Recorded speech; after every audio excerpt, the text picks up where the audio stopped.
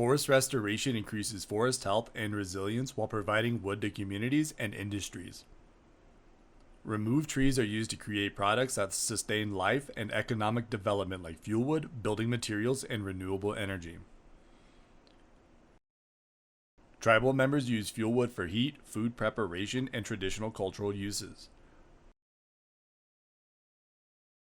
Northern Arizona National Forest have an overabundance of low-value, small-diameter trees that tribes can use.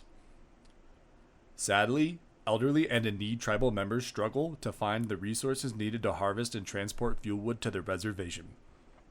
The Forest Service coordinates with partners like the National Forest Foundation, the Hopi Tribe, the Navajo Nation, and Joe Dirt Excavation to deliver fuelwood to reservations.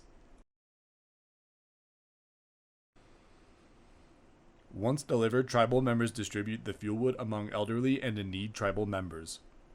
In early 2020, this partnership delivered 18 cords of wood to elderly and in-need tribal members. This initial effort served as a pilot for future efforts and is proof that great things happen when we work together. The Forest Service welcomes partners interested in joining this effort. More information on the website